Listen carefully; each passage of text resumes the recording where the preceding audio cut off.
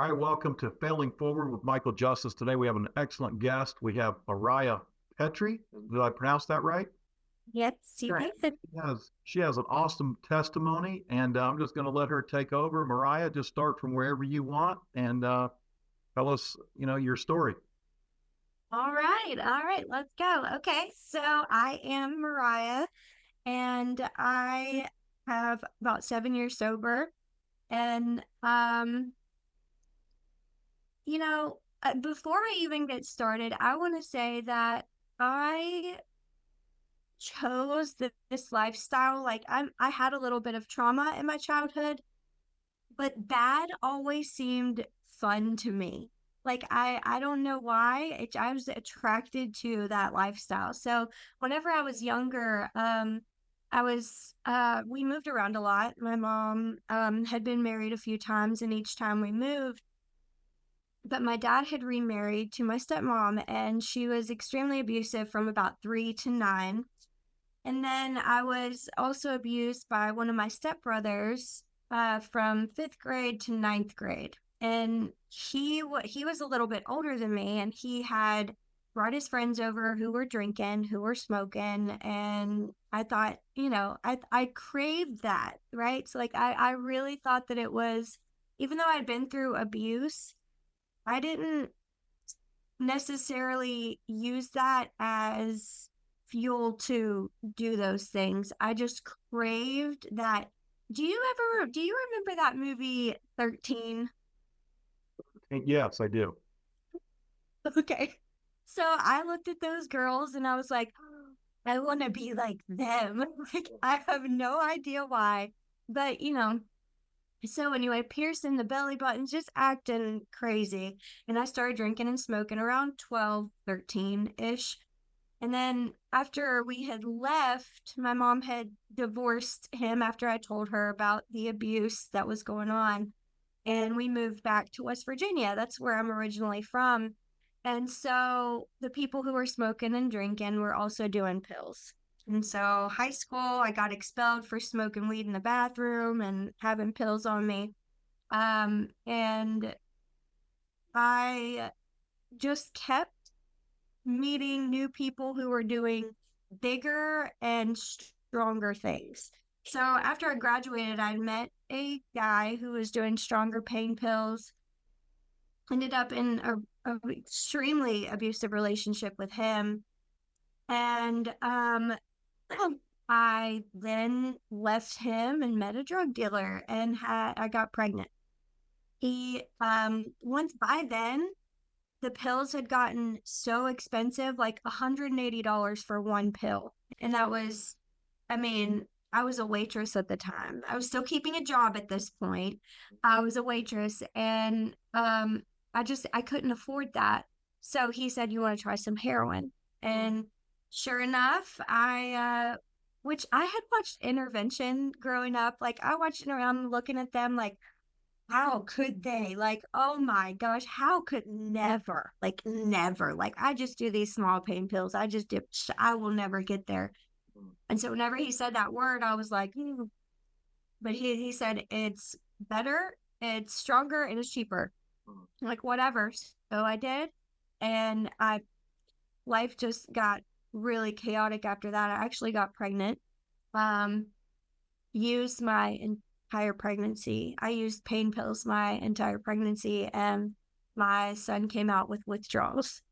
And it was that. I mean, I was on the streets for a really, really long time, but that out of my whole entire life, that was the most difficult thing I've ever seen in my entire life is watching a completely innocent child looking at him while he's suffering and knowing I did this Right. to him, you know?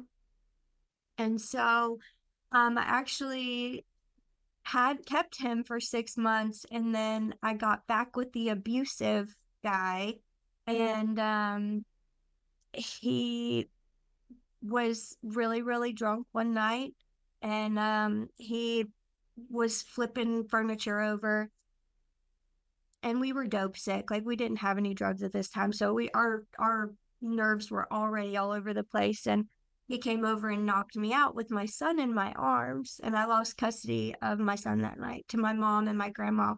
Um, but anyway, after I lost custody of him, I completely spiraled. I mean, I had nothing left to live for. I was doing anything and everything. I lost my job. I lost my home because of it was government housing, but I still lost it because of a meth lab. I started doing meth. I went back to the heroin. I overdosed 12 times just through the hospitals that I know of. Thank God I had friends around me all the time who had Narcan because they gave out Narcan. Um, and every time I would go and see my son, I would want to get sober again. And I would go to rehab and I would leave the rehab. I would go to Florida, I would go to California, and I would find a way home. Um, and I was homeless. I was on the streets. And then one night I was at a gas station and I had no money for drugs. I'd already stole everything from my family. I got to the point of even stealing very sentimental, like wedding, like my dead granny, her wedding rings from my grandma to pawn, right? I mean, you can't really get those back after so long. Um, and I'd stolen everything from everybody, and everybody had disowned me. I couldn't see my son. They had moved away, and I was at a gas station, and this one guy comes up to me and he's like, "You need a ride somewhere?" And I was like, "Yeah, I actually need a ride to the park," because that's where I was sleeping. And I got in the car with him, and he said, "Well, I got this much money if you want to do a little something." And so I learned that I could make money by selling my body. And I didn't care at that point because I was sick. I didn't have any drugs. And I was like, whatever, I still get me drugs. And so I just put this mask on of I don't care and just kind of get what you need done so that you can get what you need and you can feel better. Um, because dope sick is like the flu times a million. Right. I mean, I'm sure you probably heard that, like talking to people, but I mean, it's like it's really, really bad. So anyway, that started my whole prostitution and homelessness and just back and forth rehab stints. And about like 12 overdoses and 26 rehabs later, but I was in a strange man's bathroom. I had no idea who he was, and I was just kind of at my wits' end. All dignity was lost. I had track marks all over me. I couldn't even use a needle anymore. Like my veins had collapsed. I spent 30 minutes trying to find a vein every time I tried to use. And I was stuck in the bathroom. I was dope sick. I had stuff that I could do, but I couldn't because my body was shutting down. I went through sepsis like right before this, and I was in the ICU for a while. And my body and my mind and my emotional, everything was it was just shutting down. And I hated God for everything. And I thought that he was the reason why I went through everything that I did. Like, how, if you are so merciful and you are so, perfect, how can you let somebody go through all of this? And, but I got down on my knees in that bathroom and I said, God, if you're real, you're going to get me out of this. Like, prove yourself. Finally prove yourself to me, because everybody talks about how amazing you are, but I go to churches and ask for help and they shun me and they look at me like I'm disgusting and push me away. And I judged God through people. That's what I did. I judged God through people, and God is not people. So anyway, I told him that, and I said, if you can get me out of this, like I will do whatever it is you want me to do. I will be a warrior. I'll be a soldier. I'll fight for you in the end times. Like, just tell me what you want me to do if you are real and if you can get me out of this. And so 2 weeks later, I got arrested and I got a felony. And it was the best thing that ever happened to me. I was relieved to go to jail. It might sound weird, but I knew I would have shelter. I knew I would have food and water. Like I can take a real shower and not bathe in the creek, like it was like food, and I wouldn't have to be digging out of trash cans behind Speedway. Like I was super excited. Which is strange. I actually went in there and slept. They let me sleep for 24 hours because I had been up on meth and heroin for about a week long. Like up for 7 days, and I was out of it. I was messed. So I go into jail and um get out on probation.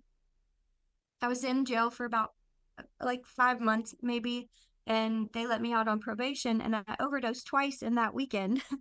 And I go back, and uh my probation officer puts me back in jail. I'm in there for another month or so, and I finally get a hold of her, and she says, "So I have an option for you if you want to leave. But you know, this is my only offer to you. That I have a open rehab. It's faith-based. You can go for a year long. You can't leave. You can't get in trouble. You can't anything, or you're going to finish out your 15-year sentence." And I was like, yeah, like, let's do it. And I was kind of angry because I'm like, really? Like, I can't have a phone. I can't smoke cigarettes. Um, but I left that jail, and I um got high on the way, and I still, regardless, whenever I got there, all of these women were lined up. One of them had peach cobbler. Like I will never forget it. And they all welcomed me, and it was the first time that I felt like there was nothing wrong with me. I felt like, wow, people like are welcoming me. Like they're not like, ugh, God, like it's Mariah again, like it felt so good. And I was still pretty stubborn for the first few months that I was there. And I didn't really believe the whole God stuff. I thought that it was all like woo woo. I'm like, y'all are crazy. Like I'm watching them raise their hands and praise God in the church, and I didn't understand what is so good. And I read this Bible verse. Well, I read about actually in Romans 7 where Paul's talking about, I do what I don't want to do. Like I don't understand myself. I do what I don't want to do. And he said, "Who is going to save this wretched person that I am? Only Jesus Christ." And for some reason, like it's those little things that can just switch completely, right? And not only that Bible verse, but there and well, just to rewind a little bit, I had tried to read whenever I was younger the King James version, like "Thou art thy will." Like I know I didn't understand. Right. And then I got an NLT Life Recovery Bible. Oh my gosh, like it changed the way that I looked at the Bible, and I could actually understand it. So that's why I started reading. And after I read about Paul, I was reading in Joseph, or they were doing a sermon on Joseph or something. And my favorite Bible verse to this day is Genesis 50:20, and it says, "For you intended to harm me, but God intended it all for good. He brought me to this position to save the lives of many people through God, through us," right? So like, wait, so everything that I went through, you weren't trying to hurt me. I was choosing the wrong way, and consequences were following. Of course, my abuse as a child, I had no, control over. But regardless, God is the only person who can take this mess and turn it into a testimony, and he can turn it into a message that can save lives. Like, what? I just thought it was the crazy. I understood why I went through what I went through. So that's when everything clicked about 3 months into the rehab, and I really got so close to God. I didn't have a phone. We weren't seeing boys. Like, that's what usually happened at rehabs. I would see a guy, and that void, like it's a God-shaped hole that I was trying to fill every time I went. And this faith-based rehab put God in that God-shaped hole that I was trying to fill all this time. Um, and that was the best year of my life. It was the best year of my life. They helped me get on my feet. I got a job after I graduated. I met my husband, my now husband, who is amazing. Um, and we had a baby, and I got my son back, and we moved down to Georgia, and I learned how to be, it's like relearning how to be a person all over again. Like I would look at normal people and be like, and even my mom or my anybody I saw, I would be like, what do they function normally? Like, how do they wash dishes and do laundry and run errands and pay bills? Like, I had no idea how to do any of these things. I had to relearn. And that's what kept me stuck in addiction. It did. I was so scared of the unknown of, I don't even know how to put my flipping life back together. Like, how am I going to do this and be a mom? Um, it was so mind-boggling. I couldn't understand it until I graduated and I learned how to be a like normal functioning human being adult who pays bills. I learned to be a mom, a wife. I learned to cook. I learned how to garden. I learned all kinds of things, and it's like a whole new appreciation for life. And after that, I felt God kind of tugging at my shoulder, tugging at my heart, like, hey, you remember that warrior statement you said whenever, and not that he expects anything of us, but I kind of felt that like I like owe it to God. I don't know if that's the right word. I think you know what I'm trying to say though. Like I want to help other people. I owe it to other people for the people who I like who have been who are where I was. I owe it to them to try and help them as best as I possibly can. Any of any of God's people, any person on this earth, if I can be a light to them in any way possible, I want to do that. I want to be that. And so I applied for school to be a therapist. So I'm going to school at Colorado Christian University currently. I'm working towards my master's to be a therapist. But in the meantime, I'm a huge nerd. Like I was a trauma coach for 3 years and I love doing that. I built my business from scratch. It was amazing. But I just kind of shifted directions, and like I said, I'm a nerd and I do web design. I build websites. I build social media content things and funnels, and I'm doing that while I'm in school. So now I'm a mama, I'm a wife, and going to school, working. We own a home, have 3 cars in the driveway. I mean, I never would have thought that I would be where I am. God is it's strange to talk about for sure, but yeah, there it is. So, let me just back up a little bit. So you had been convicted of a felony and got probation, and you were facing 15 years. Yeah. Through a little bit of that, if you would. Yeah. So, I could talk about what happened. So it's actually, I feel like well, I had, there was a guy who picked me up to come and take me back to his house, and he knew what I was getting the money for. And so we stopped at my drug dealer's on the way there. And we go back to his house, and he starts drinking, and he says, hey, I'd love to try some. I've never tried any. And I'm like, let's not. Like, this was whenever that elephant tranquilizer stuff was being mixed with heroin at this point. Like, no, like it's not good. And he said, well, you're not leaving until I get to try some. And I was like, yeah, whatever. Like I just took that with a grain of salt, right? Well, I'm there for 10 hours.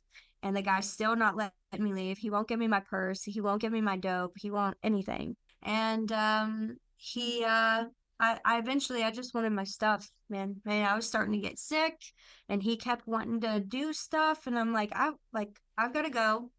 I'll let you do a tiny bit. And so he's like, well, I want you to use your needle.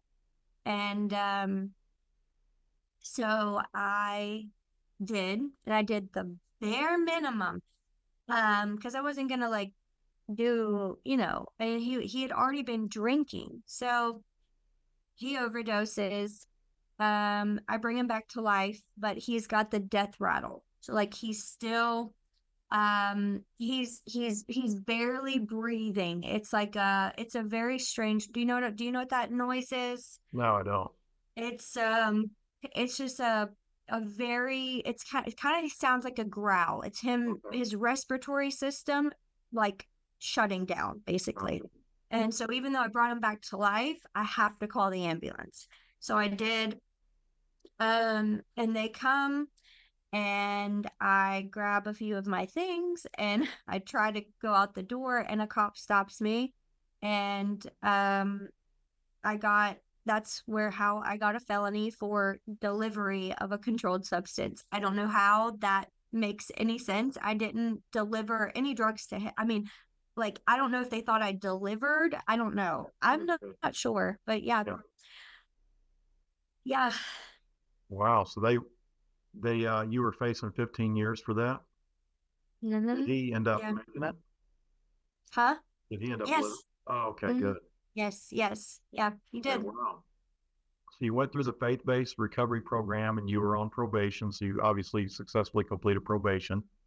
Yes, That was great. I Good. actually finished in 3 years instead of 5-year probation for Right. good behavior. Nice. You're designing websites now. You're a trauma coach, right? Well, yeah, I was a trauma. I kind of pivoted from trauma coaching, but I did do trauma coaching for 3 years, and it was amazing. I loved doing that. I just kind of shifted. I took a break. I'm taking a break from that for now until I get to my therapy. Wow. Funny that verse you mentioned. I just shared that with a friend a couple of weeks ago. The one where the Apostle Paul's talking about, I do the things that I don't want to do, and I don't do the things that I want to do. It's amazing that was written that long ago, and it's so relatable today, right? Yeah, I thought nobody else understands me, Right, right? right. It It felt really good. speaks to that self-destructive inherent gene that a lot of us have. And I can Yeah, relate to that too. And you can relate that not only to drugs, but a lot of other self destructive behaviors we find ourselves seeking when we don't have Jesus in our lives, right? That void you were talking exactly. about. Yes, exactly. Everybody has that. I think Right, everybody does something, whether it's known or unknown. Everybody right. has that one thing, right? That just they keep talking, they keep telling themselves, "I'm not going to do this anymore. I'm not going to do this anymore," and then they just keep Yeah. coming back to it. Um, but yeah, That's something I like to ask all my guests is, when we get in recovery, a lot of times we still have that person that initially picked up that drug or that drink. We yeah, at one point we were sober and decided to do it, right? So we still have that in us. Did you ever find yourself like addiction swapping or finding yourself like trying to find gratification in other things, over obsessing over gambling, or you know what I mean? oh yeah, oh yeah. So I am that way with everything. Right. The business thing, I'm extremely obsessive over stuff like that. But even before that, I was obsessed with gardening, and it had to be perfect. I mean, I put my all into everything I do. But whenever we first moved down here, actually, um, while I was learning to be a normal functioning adult, like I said, right? I thought I could have a glass of wine here and there. And I'm like, oh, I can drink. I can drink now. Like I'm fine, you know? And me and my husband both. My husband's actually also in recovery from meth. He has 7 years sober as well.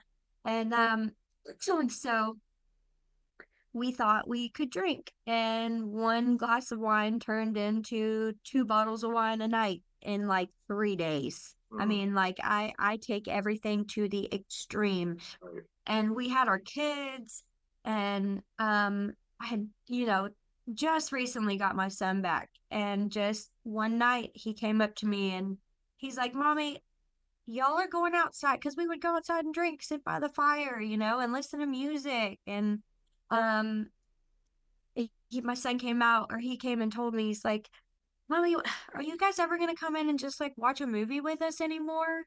And we had, like, it was like a binge drinking for like 2 weeks. And I was like, okay, yeah, no, I'm not doing this. And I woke up and I poured out my wine, and I never, I haven't drank ever since.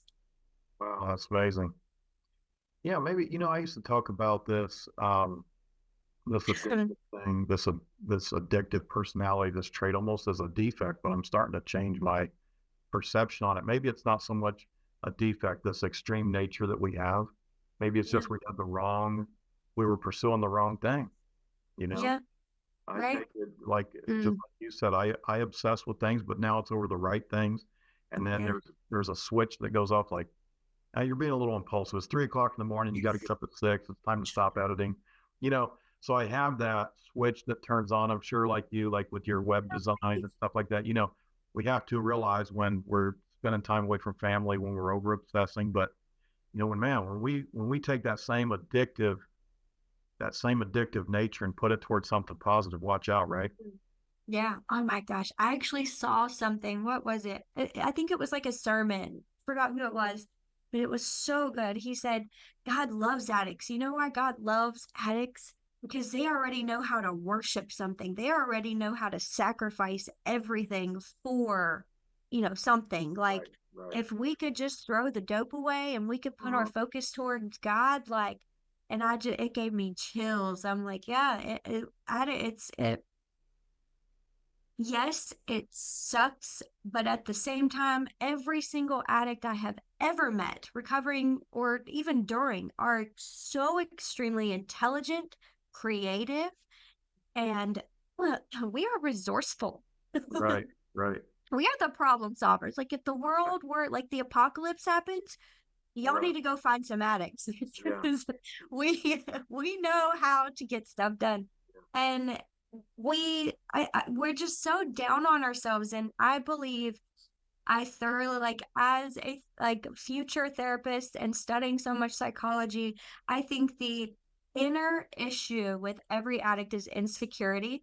And whenever we use and whenever we drink, it gives us that confidence that we've been looking for. And we erase everything that all of our trauma that people have told us: you're ugly, you don't matter, you're never going to amount to anything, you're stupid, you're just been talked down to, right? And so we have that insecurity, but the drugs and the alcohol put this mirage that we are confident and we are, secure. But then Right. we wake up the next morning and it just beats you down even more. Drugs do. So, That's great. you That's know, that's a great point you made. I started to believe that as well. Like it's not a problem we have as much as something that we lack, right? yeah. And Mm. something I'd add that addicts have is resilience.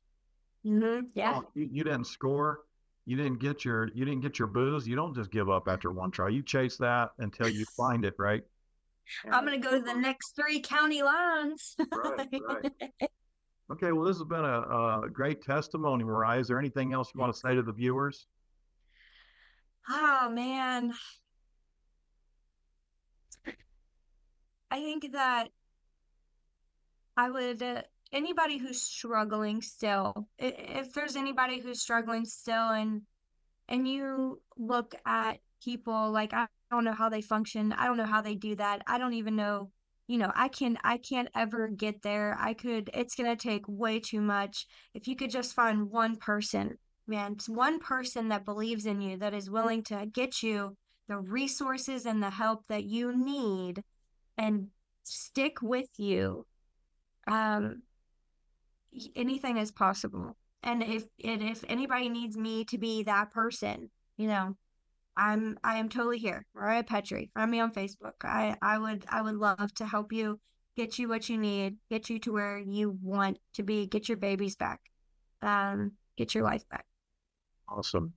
Hey, thank you so much for your time, and God bless you and everything that you decide to venture into. And as always, guys, thanks for watching. All right, thanks. Bye.